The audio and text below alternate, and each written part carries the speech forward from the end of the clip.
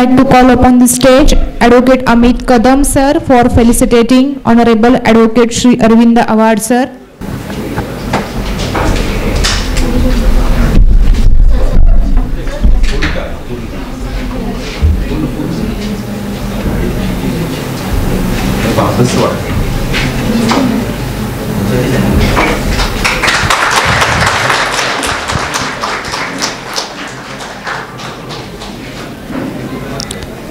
Thank you so much, sir.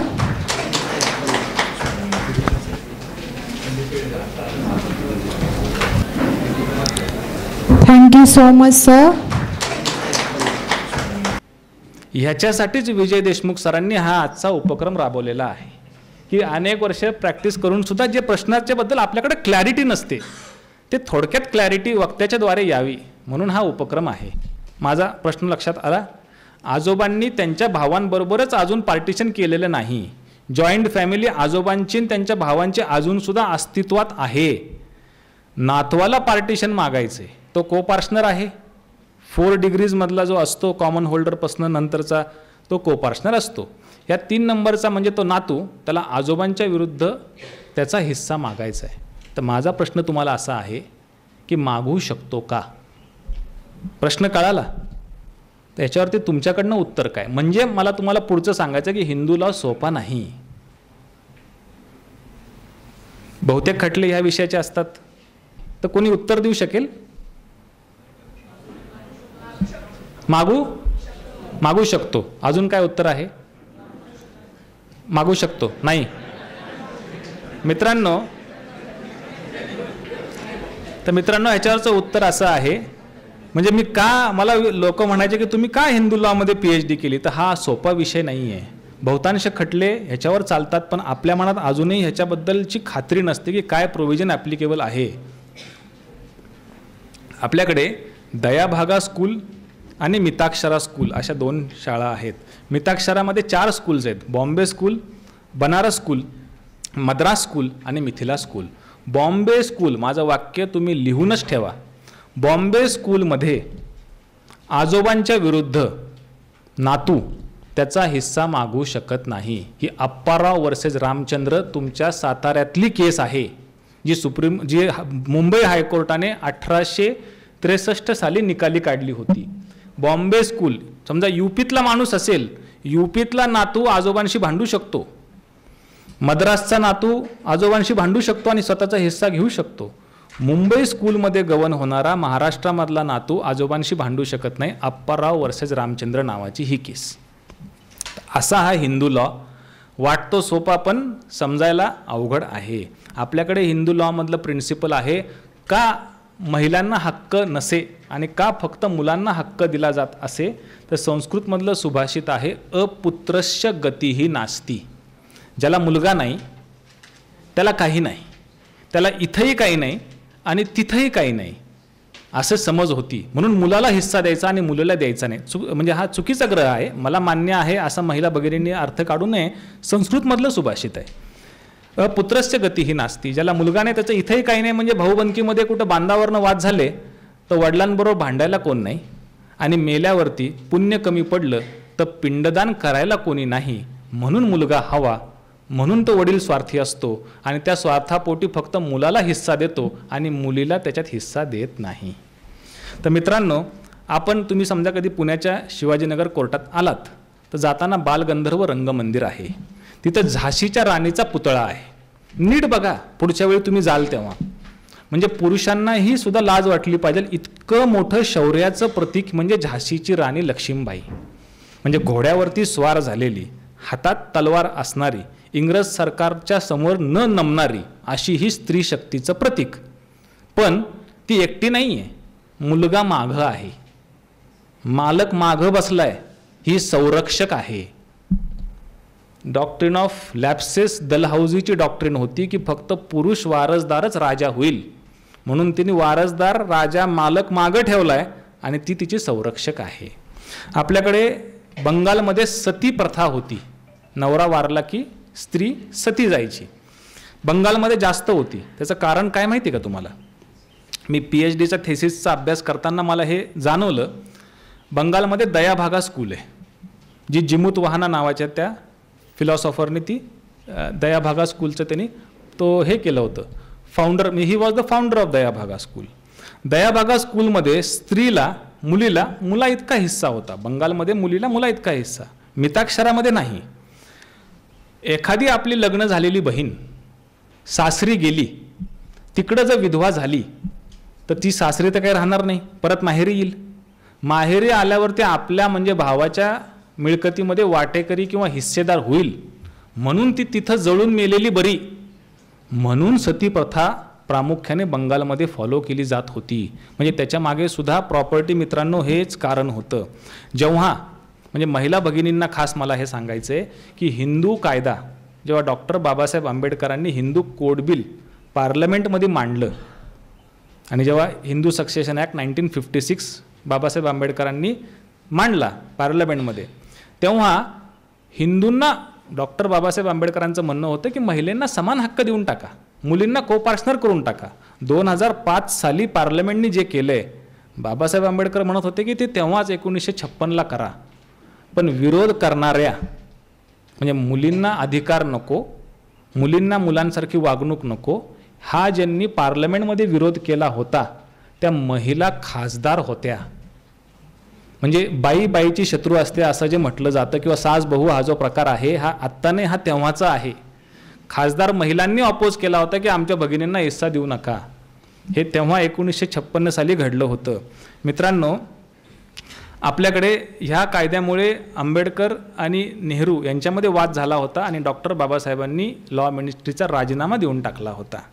म्हणून असं म्हटलं जातं की a woman is a परपेच्युअल minor. Minor म्हणजे कायमची लहान असते आणि शी रिक्वायर्स अ गार्डियन, तिला कायम संरक्षक लागतो.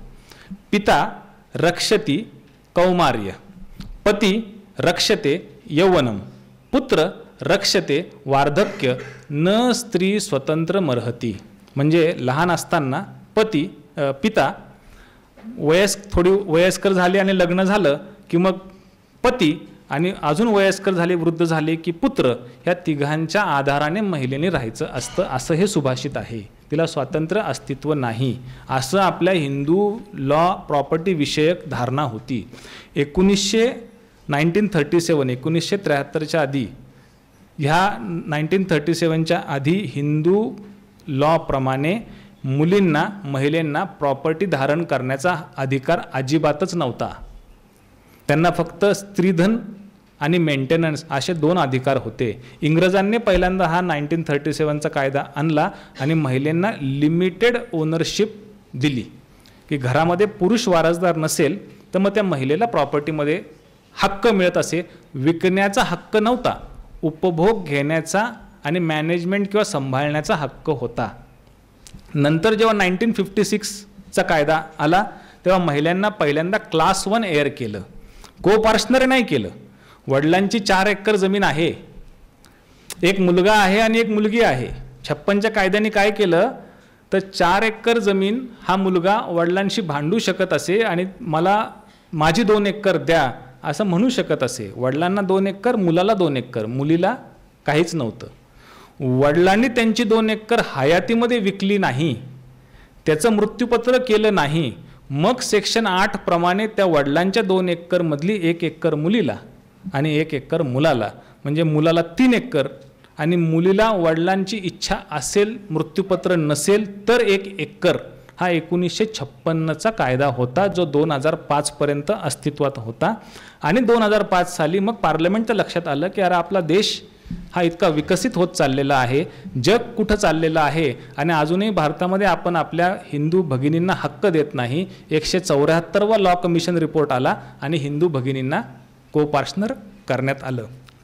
मग तो जो सेक्शन 6 होता तो अमेंड झाला आणि on and from commencement of the Hindu succession act amendment of 2005, daughter of the copartner shall by birth become copartner. आणि दुसरा मुद्दा, shall have same rights in the copartnery property as if son. जन्माला जरी मुलगी आलेली आहे तरी ती नैसर्गिकरित्या मुलगी आहे, कायद्याच्या चष्म्यातनं ती मुलगाच आहे असं 2005चा कायदा सांगतो. ती आता वडिलांशी वडिलोपार्जित मिळकतीमध्ये भांडून स्वतःचाही हिस्सा घेऊ शकते आणि वडिलांच्या नंतर त्यांच्या नोशनल पार्टिशनमधला सुद्धा सेक्शन 8 प्रमाणे हिस्सा घेऊ शकते, मुलासारखाच हिस्सा घेऊ शकते. पण मित्रांनो, कायद्याचे शब्द इतके सोपे नसतात. सुप्रीम कोर्टाला सुद्धा ह्या शब्दाचा अर्थ लावायला की on and from commencement of the Hindu succession act, दोनच शब्द ऑन अँड फ्रॉम, ह्याचा अर्थ लावायला सुप्रीम कोर्टाला 15 वर्ष लागली.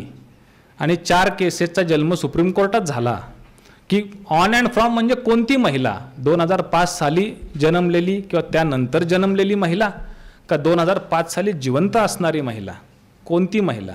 मग प्रकाश वर्सेस फुलवतीची केस होती, त्यात सुप्रीम कोर्ट म्हणलं की लिव्हिंग डॉटर्स ऑफ लिव्हिंग को पार्टनर, म्हणजे 9/9/2005ला मुलगी जिवंत पाहिजे, वडील जिवंत पाहिजे आणि ती ॲन्सिस्ट्रल प्रॉपर्टी अस्तित्वात असायला, हे 3 निकष असतील तर त्या मुलीला अधिकार मिळणार.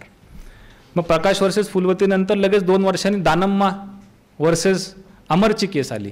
या केसमध्ये सुप्रीम कोर्टाने पुन्हा कोलांटी उडी मारली आणि सांगितलं 3 निकषाची गरज नाही, वडील नसतील तरी चालेल, मुलगी जिवंत पाहिजे आणि प्रॉपर्टी अस्तित्वात पाहिजे. पण दानम्मा म्हणजे एकच व्ह्यू घेईल तर मग वकिलांची वकिली कशी चालेल. असं म्हटलं जातं की the power of the lawyer is in the uncertainty of the law.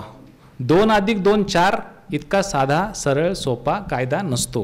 2+2 22 पण होतात आणि ते होतात म्हणून आमच्यासारख्यांची तिथं वकिली चालते. तर मग सुप्रीम कोर्टाने पुन्हा ह्या मंगमल वर्सेस TB राजूच्या केसमध्ये कोलांटी उडी मारली 2018 साली की बाबा ते प्रकाश वर्सेस फुलवतीचीच केस बरोबर आहे आणि ट्रिपल टेस्ट फॉलो व्हायला हवी, मुलगी पण, वडील पण, प्रॉपर्टी पण. भारतभर संभ्रम होता, बहुतांश खटले पार्टिशनचे असायचे. सुप्रीम कोर्टामध्येच एकमत नाही म्हणल्यावरती खालच्या ज्युडिशरीमध्ये सुद्धा कन्फ्युजन होतं. आणि म्हणून विनीता शर्मा, राकेश शर्मा 2020 साली जस्टिस अरुण मिश्रांनी फायनल जजमेंट दिलं आणि त्याच्यामध्ये ह्या जो पेंडिंग इश्यू होता, कन्फ्युजन होतं, याला पूर्ण विराम देऊन टाकला. अरुण मिश्रा साहेब असं म्हणतात की the daughter should be alive. 9/9/2005ला मुलगी, तुमच्याकडे एखादा पक्षकार आला, प्रश्न हा विचारा की मुलगी 9/9/2005ला जिवंत आहे का. दुसरा प्रश्न हा विचारा की ती जॉईंट फॅमिली प्रॉपर्टी अस्तित्वात आहे का, ॲन्सिस्ट्रल प्रॉपर्टी. जर ह्या 2 प्रश्नांचं उत्तर हो असेल, त्या मुलीला वडिलोपार्जित मिळकतीमध्ये मुलासारखाच, भावासारखाच अधिकार आहे, याच्यात दुमत नाही. आणि डिक्री जरी पेंडिंग असेल तरी फायनल डिक्री जोपर्यंत पास, एक लक्षात घ्या, आपल्या सिव्हिल केसेसमध्ये 2च डिक्री अशा 2च खटले असे असतात जिथं 2दा डिक्री पास होते. एक मॉर्गेज प्रिलिमिनरी आणि फायनल, आणि एक हिंदू लॉ पार्टिशन जिथं प्रिलिमिनरी आणि फायनल डिक्री. तर जोपर्यंत फायनल डिक्री मीट्स आणि बाउंड्स प्रमाणे डिव्हिजन होत नाही तोपर्यंत खटला पेंडिंग असेल तरीही ती महिला त्याच्यामध्ये आपला हक्क मागू शकते. म्हणजे आपण काय लक्षात घ्यायचं असतं की बहुतांश जे आपण कोर्टामधले खटले पाहतो, कृष्ण गेला होता दुर्योधनाकडे की कशाला वाद करतोस, कशाला युद्ध करतोस, 5 गाव 5 पांडवांना देऊन टाक. तर दुर्योधन म्हटला होता की सुच्छाग्रम नैव दास्यामी बिना युद्धेन केशवा, सुईच्या टोका इतकी सुद्धा जमीन युद्ध केल्याशिवाय मिळणार नाही. म्हणजे असं आहे की जे मला PhDच्या थेसिस नंतर जाणवायला लागलं, रामायणाचा काळ असा होता की जिथे सावत्र भावांचं पण पटत असे. राम आणि लक्ष्मण सावत्र भाऊ होते पण पटत होतं.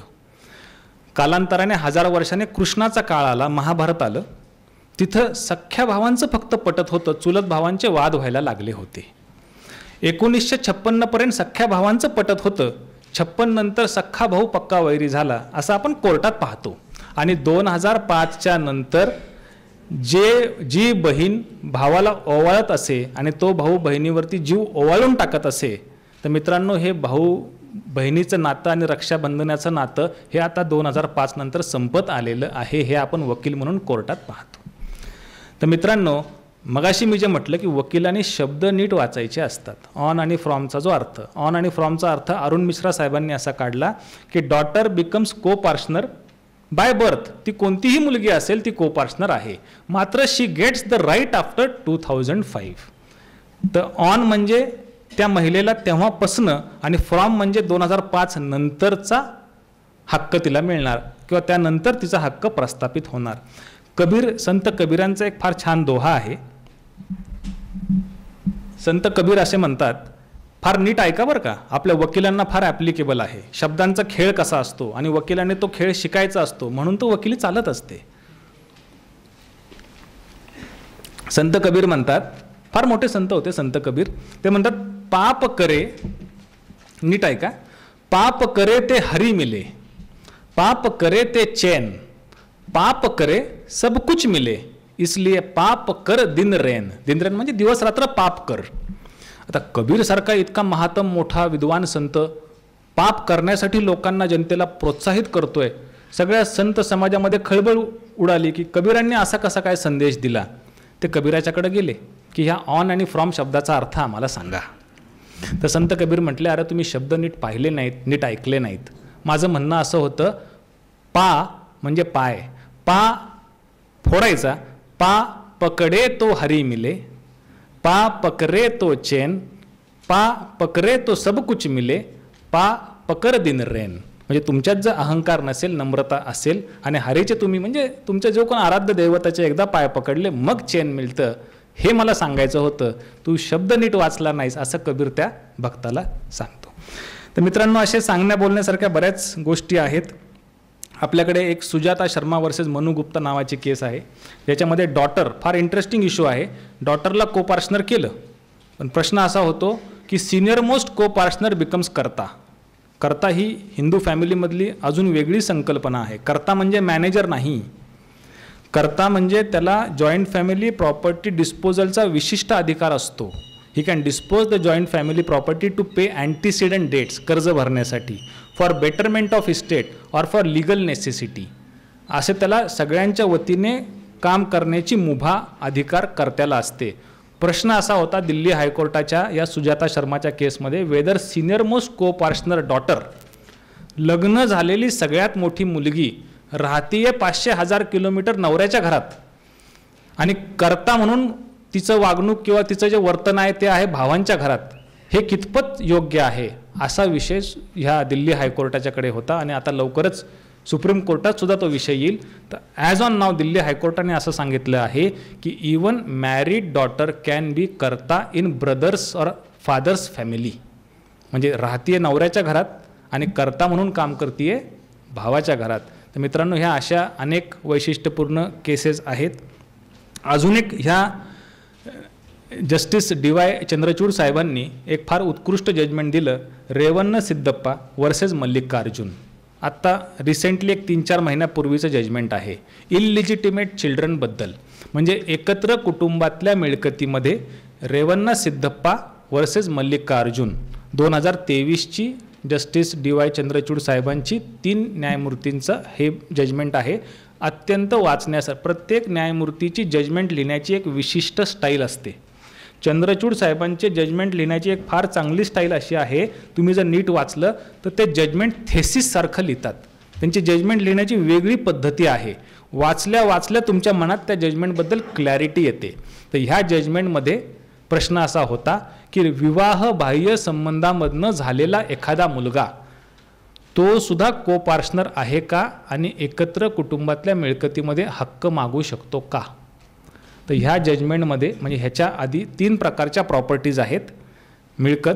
एक आहे ॲन्सिस्ट्रल प्रॉपर्टी, दुसरी असते ॲन्सिस्ट्रलचं डिव्हिजन पार्टिशन होतं, पार्टिशन एक तर तुम्ही मागितल्यावर होतं किंवा नोशनल पार्टिशन होतं, त्यानंतर जी येते ती असते सेपरेट प्रॉपर्टी, आणि तिसरी असते सेल्फ ॲक्वायर्ड, म्हणजे तुम्ही कुठं नोकरी करताय त्याच्यातनं पगार मिळतोय तो बँकेत जमा होतोय, ती self acquired property. Self acquired, ancestral आणि सेपरेट प्रॉपर्टी. ह्याच्या आधी म्हणजे DY चंद्रचूड साहेबांच्या जजमेंटच्या आधी जो व्ह्यू होता सुप्रीम कोर्टाचा, तो व्ह्यू असा होता की जेनिया किओटिन आणि भारत माथा नावाचे 2 जजमेंट्स होते. तर त्या सुप्रीम कोर्टाचं म्हणणं असं होतं की लग्नाबाह्य संबंधातनं झालेल्या मुलाचा अधिकार फक्त सेल्फ ॲक्वायर्ड प्रॉपर्टी पुरता होता. पगारातनं आलेले बँकेत जमा झालेल्या पैशापुरता फक्त त्या लग्नबाह्य संबंधातनं झालेल्या मुलाचा अधिकार होता. चंद्रचूड साहेबांनी ते जजमेंट हे सेट असाइड केलं आणि नवीन व्ह्यू जो प्रस्थापित केला ह्या केसमध्ये म्हणजे की वॉइड किंवा वॉइडेबल मॅरेजमधनं जन्माला आलेल्या मुलाचा जो अधिकार आहे तो को पार्टनर सारखा नाही, तो पार्टिशन मागू शकत नाही, तो ॲन्सिस्ट्रल पार्टिशनमध्ये त्याचा प्रॉपर्टीमध्ये हिस्सा नाही, पण सेपरेट प्रॉपर्टीमध्ये हिस्सा आहे आणि सेल्फ ॲक्वायर्ड प्रॉपर्टीमध्ये हिस्सा आहे. आधी व्ह्यू होता की फक्त सेल्फ ॲक्वायर्डमध्ये हिस्सा आहे. आता चंद्रचूड साहेबांनी सेल्फ ॲक्वायर्ड प्लस सेपरेट अशा 2 प्रॉपर्टीमध्ये अशा मुलाला अधिकार दिलेला आहे. तर मित्रांनो, हे असे कायद्याचे विषय थोडे क्लिष्ट असतात आणि कमी वयातला मल्लिकार्जुन वर्सेस रेवण्ण सिद्धप्पा वर्सेस मल्लिकार्जुन 2023चं हे जजमेंट आहे, ज्याच्यामध्ये section 5 valid marriage, section 11 void marriage, section 12 voidable marriage आणि सेक्शन 16 की जिथं शब्द असा वापरला होता ज्याच्यामुळे कन्फ्युजन झालं होतं सुप्रीम कोर्टाचंच, ते असं आहे की such child shall get right in the property of the parents only. हा जो ओनली आहे म्हणजे सेपरेट प्रॉपर्टी का सेल्फ ॲक्वायर्ड प्रॉपर्टी का ॲन्सिस्ट्रल प्रॉपर्टी, इथं सुप्रीम कोर्टाचं कन्फ्युजन झालं होतं, जे चंद्रचूड साहेबांनी दूर करून टाकलं. मित्रांनो, माझा एक वक्ता म्हणून असा अनुभव आहे की जे ज्ञानेश्वर महाराज पण सांगतात की असे कायद्याचे वगैरे विषय असले की थोडेसे श्रोते पेंगायला लागतात, कंटाळवाणं वाटतं. राजकारणाचे विषय आले ना की झोपलेला माणूस सुद्धा जागा होतो. म्हणून मी तुम्हाला आत्ता जी राजकीय परिस्थिती चालू आहे ह्याच्याबद्दलचे इंटरेस्टिंग केसेस सांगणार आहे. ज्ञानेश्वर महाराज सांगतात की जगी एकच पद ते आवडे सार्वभौम पद. म्हणजे कोणत्याही माणसाची जे सुप्त कोणती इच्छा असेल तर ती ही इच्छा असते की माझ्याकडे सत्ता हवी, आणि नुसती सत्ता नाही, सार्वभौम सत्ता हवी. म्हणजे वक्ता मी, धनाढ्य मीच, जगती माझीच रीती खरी, कर्तृत्वास पार न मदना, बुद्धी माझीच ती सरी, सत्ता एकच सगळी जगती, प्रतिष्ठा माझीच व्हावी खरी. कुठं लेक्चर असलं वक्ता म्हणून मला बोलवा, हार तुरे पुष्पगुच्छ काही मान सन्मान मला बोलवा, पैसे मला द्या, ही माझी नाही, ही प्रत्येक माणसाच्या मनातली सुप्त इच्छा आहे असं ज्ञानेश्वर महाराज सांगतात. म्हणून राजकारणातल्या केसेस सुद्धा श्रोत्यांना फार इंटरेस्टिंग वाटतात. तर मित्रांनो, आपल्याकडे हे आत्ता आपण जे भारतभर चित्र बघतो की हे आमदार फुटले ते एक वकील म्हणून आपल्याला त्याचे लिगल प्रपोजिशन काय आहे, त्याला कायद्याचं काय अधिष्ठान आहे ह्याची जाणीव असणं गरजेचं आहे. कारण वकील समाजातला एक तसा नाही म्हटलं तरी जबाबदार घटक असतो. उद्या आपल्या मुलाने आपल्याला प्रश्न विचारला की हे असे काही आमदार फुटले, त्यांना अपात्र करण्याशिवाय त्यांना पात्र कसं काय केलं, कायदा काय सांगतो, तर आपल्याकडे उत्तर हवं. तर मित्रांनो, हरियाणामध्ये एक आमदार होता गयालाल नावाचा. हा गयालाल नावाचा आमदार 1967मध्ये होता. 2 आठवड्यात 3दा त्यांनी पक्षांतर केलं होतं. म्हणून ही जी म्हण पडली ना आयाराम गयाराम, ही त्या गयालालमुळे पडलेली आहे. अशा प्रकारचे पक्षाच्या चिन्हावरती निवडून आलेले आमदार किंवा खासदार दुसऱ्या पक्षाने काही प्रलोभन दिलं तर लगेच आपल्यातनं फुटतात आणि दुसऱ्या पक्षामध्ये सामील होतात. म्हणून त्याच्यासाठी पक्षबंदी नावाचा राज्यघटनेमध्ये तरतूद केलेला कायदा आहे. तर हा शेड्यूल 10मध्ये दिलेला ही सगळ्या प्रोव्हिजन्स आहेत. शेड्यूल 10 असं सांगतं की 1/3 आमदार जर फुटून गेले तरच ते डिस्क्वालिफाय होत नाही. पण 1/3 फार छोटी संख्या आहे. पार्लमेंटला हे जाणवायला लागलं. मग 1/3 त्यांनी अमेंड करून टाकलं आणि 2/3 1985 साली केलं. म्हणजे शेड्यूल 10 आज असं सांगतो 1985 नंतर की कोणत्याही पक्षाचे निवडून गेलेले आमदार किंवा खासदार यांना जर निवडून आल्यानंतर पक्षांतर करायचं असेल तर किमान ते 2/3 मेजॉरिटीनी बाहेर पडले पाहिजेत, अन्यथा त्यांना आमदारकी गमवावी लागेल. ही झाली कायद्याची प्रोव्हिजन.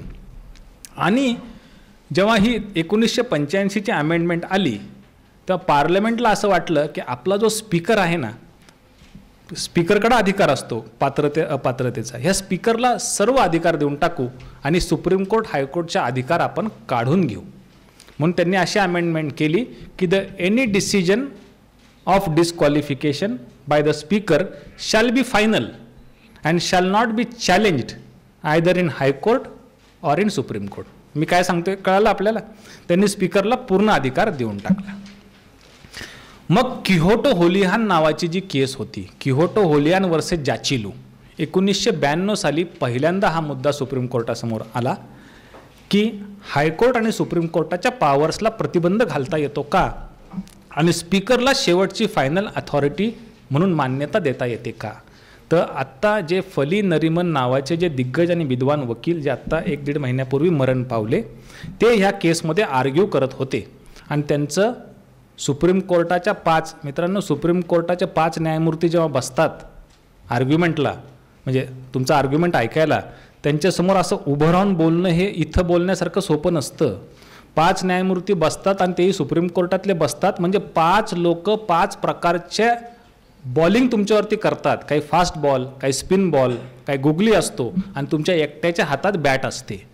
5 वेगवेगळ्या बुद्धी कौशल्य न्यायमूर्तींना उत्तर देणं सोपं नाही. फली नरिमन साहेब तिथं उभे होते. त्यांचं वाक्य हे आजही सुवर्ण वाक्य मानलं जातं.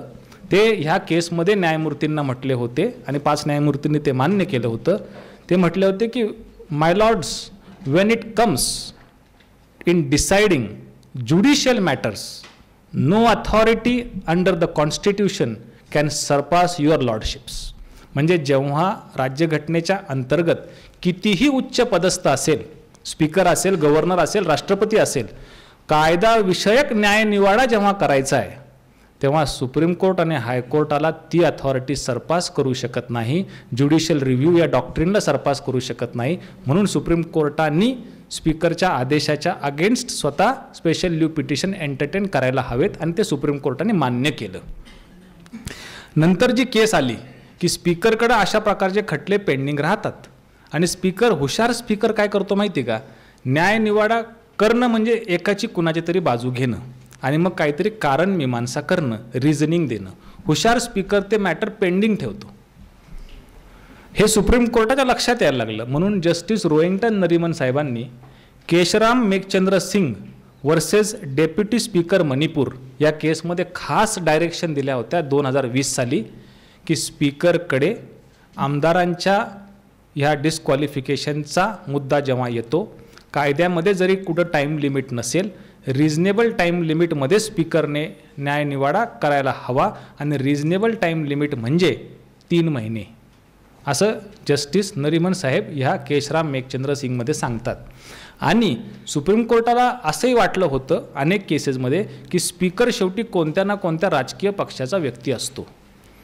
सुप्रीम कोर्टाने खास जजमेंटमध्ये असा उल्लेख केलेला आहे की हे डिस्क्वालिफिकेशनबद्दलचे खटले हे फक्त स्पीकर किंवा पॉलिटिकल स्वरूपाचे नाहीत, तर हे क्वासी ज्युडिशियल स्वरूपाचे आहेत.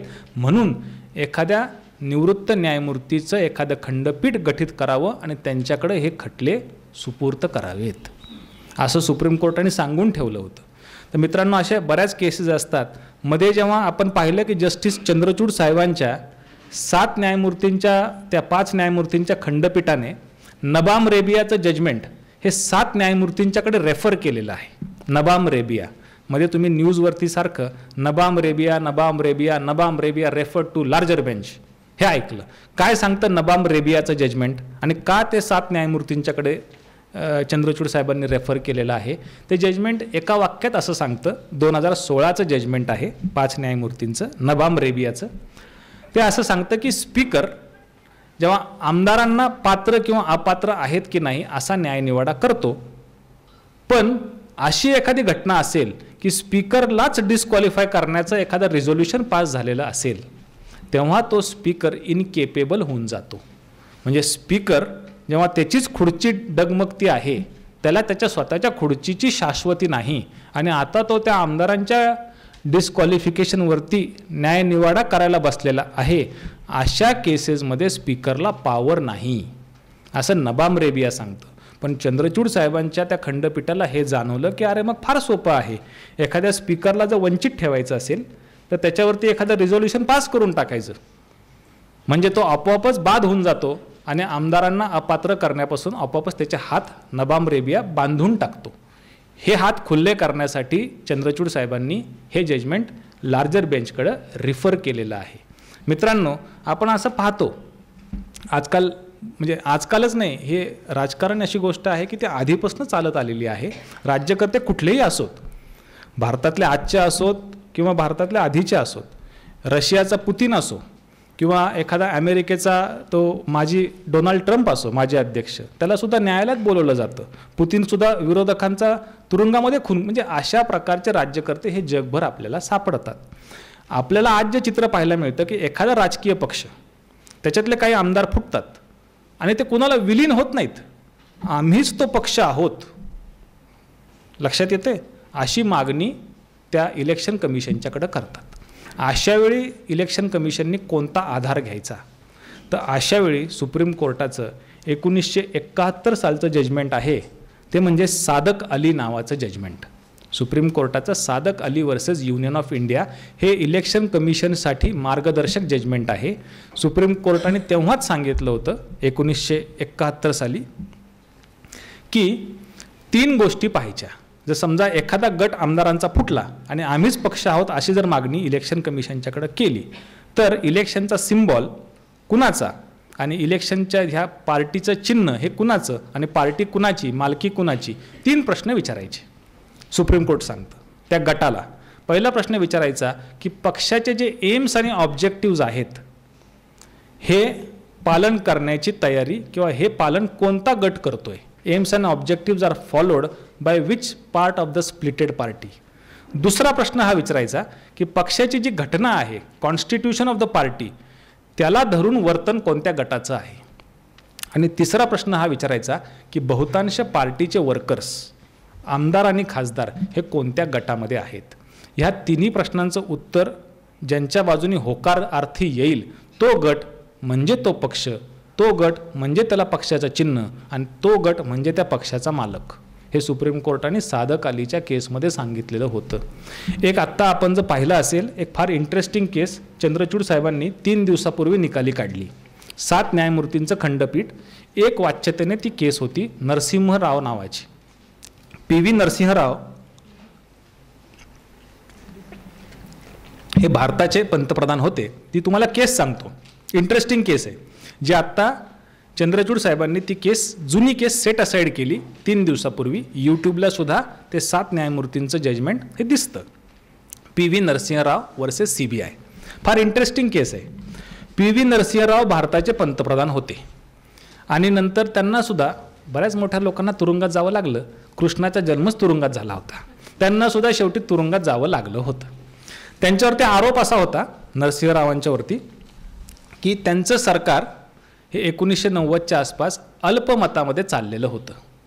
अल्पमतामध्ये, मायनॉरिटीमध्ये, त्यांना अधिकच्या खासदारांच्या समर्थनाची गरज होती.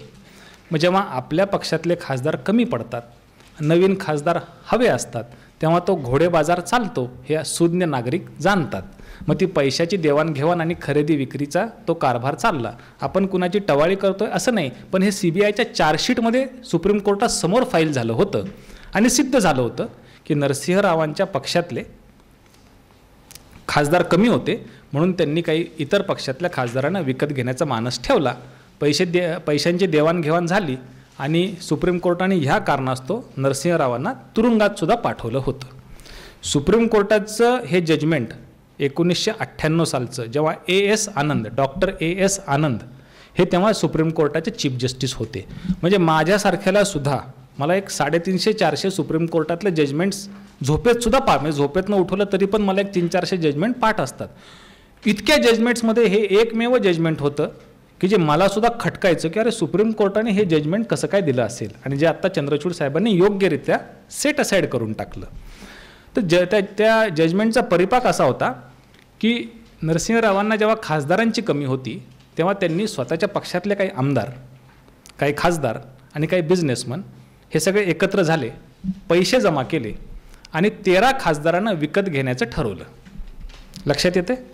स्वतःच्या आमदार, खासदार, बिझनेसमनच्याकडनं पैसे गोळा केले आणि आता हे पैसे 13 खासदारांच्या समोर ठेवले की आम्हाला 13 लोकांच्या समर्थनाची गरज आहे. 3 प्रकारचे खासदार सुप्रीम कोर्टाच्या समोर दोषी होते आणि यांना काय शिक्षा करायची असा AS आनंद साहेबांच्या, न्यायमूर्ती साहेबांच्या समोर प्रश्न होता. एक होते पैसे देणारे खासदार, म्हणजे ब्राईब देणारे, ब्राईब गिवर्स, पैसे देणारे खासदार. सुप्रीम कोर्ट म्हणलं की ह्या पैसे देणाऱ्या खासदारांना उचला आणि तिहारच्या तुरुंगात टाका. 2 नंबरचे खासदार होते की पैसे घेणारे आणि मतदान न करणारे खासदार. म्हणजे लक्ष्मी येते तर येऊन द्या ना, नाही कशाला म्हणायचं, पण कशाला मतदान करायचं, म्हणजे पैसे तर घेतले, मतदान नाही केलं. अशा 2 दुसऱ्या प्रकारचे खासदार. सुप्रीम कोर्ट म्हणलं ह्यांना सुद्धा न खाल्लेल्या म्हणजे खाल्लेल्या मिठाला न जागणाऱ्यांना पण उचला आणि तिहारला नेऊन टाका. तिसऱ्या प्रकारचे खासदार होते की पैसे घेतले आणि मतदान केलं म्हणजे खाल्लेल्या मिठाला जागले. तर सुप्रीम कोर्टाने अशा पैसे घेऊन मतदान करणाऱ्या खासदारांना ॲक्विट करून टाकलं होतं. हे 1998 सालचं 5 न्यायमूर्तींचं A.S. आनंद साहेबांचं जजमेंट होतं. त्यांचं म्हणणं असं होतं की राज्यघटनेतला आर्टिकल 105 105 कलम हा असं सांगतो राज्यघटनेतला की एनी वोट गिवन एखादं मतदान केलं, एनी स्पीच गिवन एखादं भाषण केलं on the floor of the parliament Rajya Sabha लोकसभेच्या त्या पटलावरती एखादा खासदार जे काही बोलतो किंवा एखादं मतदान करतो तर त्याची पार्श्वभूमी कोर्टामध्ये चर्चेचा विषय होऊ शकत नाही. त्याला इम्युनिटी आहे, त्याला घटनेचं संरक्षण आहे. जरी पैसे खाऊन मतदान केलं असेल पण मतदान केलं मग ते पैसे खाऊन केलं का न खाता केलं ही जी पार्श्वभूमी आहे इथं न्यायालयाने हस्तक्षेप करायचा नाही. त्यांनी पैसे घेतले पण मतदान केलं, त्यांना इम्युनिटी मिळाली, खाल्लेल्या मिठाला जागले, सुप्रीम कोर्टाने त्यांना रासरोसपणे ॲक्विट करून टाकलं होतं. हे जजमेंट काल परवापर्यंत 3 दिवसापर्यंत 98 पासून आत्ता म्हणजे जवळजवळ 30 वर्ष हे जजमेंट अस्तित्वात होतं जे 7 न्यायमूर्तींनी हे जजमेंट खोडून टाकलेलं आहे. म्हणून आपल्याकडे रॉबर्ट जॅक्सन नावाचे एक चीफ जस्टिस होते अमेरिकेचे 1953 साली. रॉबर्ट जॅक्सन हे ॲलेक्स वर्सेस ब्राऊनच्या केसमध्ये फार छान सांगतात स्वतःबद्दल, स्वतःच्या अमेरिकन सुप्रीम असे सांगण्या बोलण्यासारखे बऱ्याच गोष्टी आहेत. न्यायालयाबद्दलच्या अनेक किस्से आणि अनेक प्रकारच्या केसेस मी जसं म्हटलं तसं बऱ्याच वेळा आपल्याला अशा अनेक क्लिष्ट मुद्दे लक्षात येतात. राजकीय केसेस असल्या की श्रोते हे मन लावून आणि चांगलं काळजीपूर्वक आणि उत्साहाने ऐकतात. इतक्या प्रकारच्या राजकीय केसेस मी सांगितल्या. मी स्वतः मित्रांनो जेव्हा करोना होता तेव्हा 1.5 वर्ष इथं महाबळेश्वरमध्येच आमच्या घरी राहिला होतो आणि तेव्हा मी शिवाजी महाराजांचं म्हणजे लहानपणीच वाचलं होतं पण इथं असताना खास करून माझा मुलगा माझ्याबरोबर होता तर शिवाजी महाराजांचे सगळे पुस्तकं मी पुन्हा एकदा वाचले होते. मी का सांगतोय की राजकीय नेते तेव्हाचे असो किंवा आजचे असो किंवा येणारे असो यांच्यासाठी जर मार्गदर्शन करणारा आत्तापर्यंत होऊन गेलेला कोणता राजा असेल तर ते म्हणजे छत्रपती शिवाजी महाराज. हे मी म्हणतोय असं नाही, हे औरंगजेब म्हणतोय. ते पण मी तुम्हाला सांगतो मित्रांनो. तर मी 1.5 वर्ष जेव्हा इथे होतो 1.5 वर्ष मित्रांनो मी जेव्हा इथे होतो तेव्हा मी सगळे ते शिवाजी महाराजांचे पुस्तकं वाचून काढले. सत्तेचं महत्त्व असं आहे की शिवाजी महाराजांचा तो किस्साही तुम्हाला सांगतो आणि सत्तेचं महत्त्व सांगतो. तुलसीदासांनी रामचरित मानस लिहिलं, गोस्वामी तुलसीदासांनी, आणि त्यांनी हनुमान चालिसा पण लिहिली. हनुमानाचं गुणगान करणारे हनुमान चालिसा. ते असं सांगतात की जय हनुमान ज्ञान गुणसागर, जय कपीस तिहू लोक उजागर, रामदूत अतुलित बलधामा, अंजनी पुत्र पवन सुतनामा, अशी ते हनुमान चालिसा आहे. 12 नंबरची जी ओवी आहे ना, त्या चौपाई ज्याला म्हणतात, 4 ओळींची चौपाई फार इंटरेस्टिंग आहे. ते असं म्हणतात की रघुपती कीन बहुत बढाई, रघुपती म्हणजे राम, रघुपती कीन बहुत बढाई, तुम मम प्रिय भरत ही समभाई. म्हणजे हनुमानाचं गुणगान करताना तुलसीदास हे हनुमान चालिसा लिहितात. 12व्या ओवीमध्ये म्हणतात, अरे हनुमान तू इतका मोठा आहेस आणि तुझं मोठे पण इतकं मोठं आहे, मी नाही, साक्षात प्रभू रामचंद्राने ते मान्य केलं होतं. आणि राम असे म्हटले होते की हनुमान तू मला इतका प्रिय आहेस की भरता इतका मला तू प्रिय आहेस. खरं तर रामाने काय म्हणायला हवं होतं, तू मला लक्ष्मणा इतका प्रिय आहेस. वनवास रामाला झाला होता, लक्ष्मणाला झाला होता का? नाही. पण भावाला त्रास होऊ नये म्हणून लक्ष्मणाने वनवास ओढून घेतला होता. म्हणजे रामाला कोण जास्त प्रिय असायला हवं होतं. अशी एक कविता आहे की हळू सांगतो हिंदीमध्ये की पालने में रामजी लखन लिटाए गए. पाळण्यामध्ये राम आणि लक्ष्मण एका वेळी त्यांना बाल स्वरूपामध्ये टाकलं. पालने में रामजी लखन लिटाए गए, लेटते ही करुणा सदन, राम चुप हो गए, पर लक्ष्मण कुछ ऐसा तेज रोए, रडायला लागला कि उनको रोता देख धरती गगन चुप हो गए. राजवेद डॉक्टर राजवेद आए कोई रोग ना बता सका तो, ज्योतिष भी आके यतन कर सब चुप हो गए. सगळे प्रयत्न केले पण ह्याचं रडणं काय थांबाना. फिर गुरु ने उठाया लक्ष्मण को और राम के चरण में लिटाया तब लक्ष्मण चुप हो गए. म्हणजे भावाच्या पायाजवळ जेव्हा त्या बालकाला ठेवलं लक्ष्मणाला तेव्हा त्याचं रडणं थांबलं. असं पूर्णपणे ज्याने आयुष्य भावासाठी वाहून टाकलं होतं. तो भाऊ रामाला इतका प्रिय नव्हता जितका भरत प्रिय होता. तर याचं कारण काय असावं? तर याचं कारण म्हणजे सत्ता. रामाला हे माहिती होतं की भावासाठी जीव देणारा भाऊ हा माझ्याकडे आहे, तर माझा जो शत्रू रावण आहे त्याच्याकडे पण तर विभीषण, त्याच्याकडे पण तर कुंभकर्ण आहे. म्हणजे भावासाठी जीव देणारा भाऊ हा आत्तापर्यंत आपल्याला 1956 पर्यंत सापडत असे. त्याच्यात नवल काही नव्हतं, पण आत्तापर्यंत सापडत असे. पण सत्ता नको म्हणणारा भाऊ हा कलियुग सोडा, द्वापर, त्रेता आणि सत्ययुगात सुद्धा नव्हता. आणि ती एक अजब प्रकारची गुणसंपदा ही भरतामध्ये होती की आलेली सत्ता तो नाकारू शकत होता. म्हणून स्वतः तो देवाला, त्याच्यामध्ये दैवी गुण होते म्हणून तो देवाला सगळ्यात जास्त प्रिय होता. हे मित्रांनो सत्तेचं महत्त्व आहे की आलेली सत्ता प्रत्येकाला हवी असते असं रामाला सांगायचं होतं. तर मी मगाशी जे म्हटलं की छत्रपती शिवाजी महाराज, आज आपण जे भारतात जगात जे चित्र पाहतो, राजकीय नेत्यांचं जे वर्तन आहे त्याच्याबद्दलचं जे चित्र आपण जगभर पाहतो, आणि आजचं नाही, हे राजकारण जेव्हापासून आलेलं आहे, माणूस जेव्हापासून पृथ्वीवरती जन्माला आलेला आहे, म्हणून तर ज्ञानेश्वर महाराज सांगतात की जगी एकच पद ते आवडे सार्वभौमपद. तर ह्याच्यासाठी अपवाद जो कोणता राजकीय नेता, कोणता राजा असेल तर ते म्हणजे छत्रपती शिवाजी महाराज. हे मी म्हणतोय असं नाही, हे औरंगजेब म्हणतोय. औरंगजेब त्याच्या मुलाला एक पत्र लिहितो, त्याचं नाव, त्याचा जो शहजादा असतो, तर औरंगजेब त्या शहजादाला पत्र लिहितो त्याच्या मुलाला, आणि राज्य कसं करावं तर शिवाजी महाराजांच्यासारखं करावं असा तो सल्ला मुलाला देतो. मित्रांनो, औरंगजेब साधासुद्धा माणूस नव्हता. 5 लाखाचं सैन्य त्याच्याकडं होतं, 30,000 हत्ती होते. जगाच्या पाठीवरचा सगळ्यात बलाढ्य राजा औरंगजेब त्या काळात होता. पण तो मुलाला सांगतो की माझा आदर्श घेऊ नको, छत्रपती शिवाजी महाराजांचा आदर्श घे. त्याचे शब्द असे आहेत कि हाँ हाँ तौबा तौबा, क्यों फतेह हासिल होती है शिवाजी को, हमारे तरफ फौज, बारूद, तोफखाना, खजाना, हाथी, घोड़े, शिवाजी के पास तो कुछ भी नहीं है, फिर भी फतेह हासिल होती है उसे. क्यों क्यों क्यों ये मालूम है तुम्हें शहजादे, शायद तुम ये कभी समझ ही नहीं पाओगे. औरत, शराब, नाच गाना, शिकार, मौज मस्ती, इश्क मोहब्बत में गिरफ्तार तुम जैसे बहादुर कभी सिवा को समझ ही नहीं पाओगे.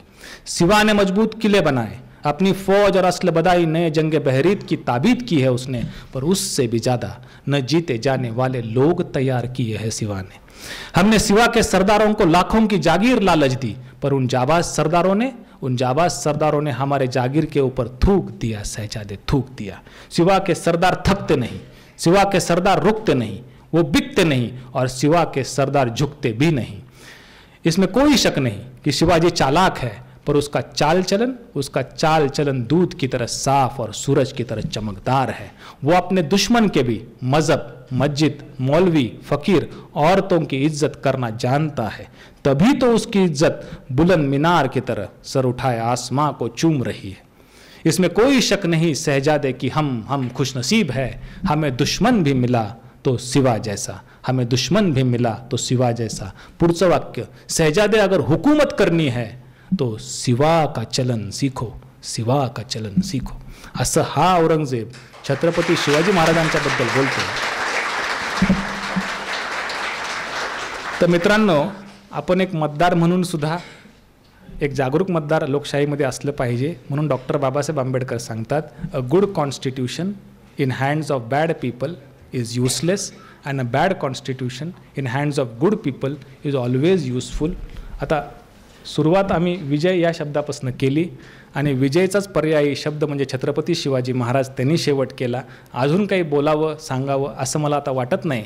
आज मला आपण इथे बोलवलं आपल्या अध्यक्षांच्या सांगण्याखातर. आज मी 3ऱ्यांदाच साताऱ्यामध्ये येत आहे. एकदा कोडोली त्यांच्या गावी पण मी गेलो होतो, सातारा बार असोसिएशनला पण आलो होतो.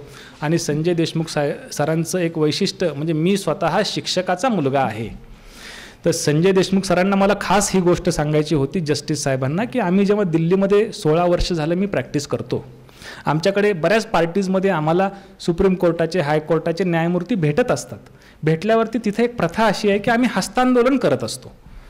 शक्यतो. आता आमचे संस्कार असे आहेत की आपण वाकून नमस्कार करतो, पाया पडतो, पण संजय देशमुख सर हे स्वतः शिक्षक आहेत, म्हणून तुम्ही मगाशी पाहिलं असेल त्यांना मी हस्तांदोलन नाही केलं, त्यांना वाकून नमस्कार केला. तो त्यांच्या शिक्षकाला नमस्कार होता. हे एक शिक्षकाच्या मुलांनी कायम जाण ठेवली पाहिजे, ही आपण जाण ठेवली पाहिजे. तर मित्रांनो, असं असतं की काही लोकांना खुर्चीमुळे मोठेपण येतं आणि काही लोकांच्या मुळे खुर्चीचं मोठेपण वाढतं. तर साताराचे हे आपले जे पुत्र न्यायमूर्ती महोदय आहेत, यांचं मोठेपण हे निवृत्तीपुरतं सीमित नाही, हे कायमचं शिक्षकाचं मोठेपण आहे, हे आपण लक्षात ठेवायला हवं. धन्यवाद. धन्यवाद सर.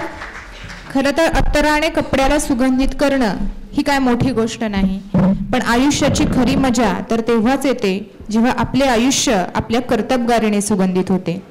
आपल्या कर्तृत्ववान कार्यशैलीतून, अमोघ वक्तृत्वातून, कायद्याची वीण भगवद्गीता, ज्ञानेश्वरी, कबीराच्या दोह्यात सोबत सांधून, संस्कृत सुभाषितांचे दाखले देऊन, रामायण महाभारतालाही कायद्याच्या भाषेमध्ये बंदिस्त करून, सर्वांगीण व अष्टपैलू शैलीतून तुम्हा आम्हा सर्वांचे वैयक्तिक, सामाजिक तसेच व्यावसायिक जीवन सुगंधित करण्याचा आज आपण प्रयत्न केलात. तो प्रयत्न आमच्या जीवनात नक्कीच यशस्वी होईल अशी मी ग्वाही देते व आपले मनपूर्वक आभार मानते. यानंतर I am very thankful to honourable justice S.A. Deshmukh साहेब अँड ऑनरेबल जोशी साहेब, PDG of Satara district court, honourable advocate Shri Sachin Zalte साहेब, ॲडव्होकेट श्री राजेंद्र कातोरे साहेब, ॲडव्होकेट श्री अरविंद आव्हाड साहेब, and all senior advocate and my executive committee president advocate Vijay Deshmukh sir, vice president Pisar sir, secretary Rupnavar sir, and all my executive committee. Thank you so much. Thank you. असलेल्या सर्व प्रमुख पाहुण्यांचे, प्रमुख वक्त्यांचे व ज्यांच्यामुळे हा कार्यक्रम यशस्वी झाला व ज्यांच्या सहभागाने कार्यक्रमाची शोभा वाढली अशा सर्व श्रोत्यांचे मी मनपूर्वक आभार व्यक्त करते आणि या कार्यक्रमाची सांगता राष्ट्रगीताने होईल असे जाहीर करते. मी थांबायचे, राष्ट्रगीत होत आहे, 2 मिनिटं. जनगण मन अधिनायक जय हे भारत भाग्य विधाता, पंजाब सिंध गुजरात मराठा द्राविड उत्कल बंग, विंध्य हिमाचल यमुना गंगा उत्कल जयदित रंग, तव शुभ नामे जागे तव शुभ आशीष मागे, गाहे तब जय गाता, जनगण मंगलदायक जय हे भारत भाग्य विधाता, जय हे जय हे जय हे जय जय जय जय हे, भारत माता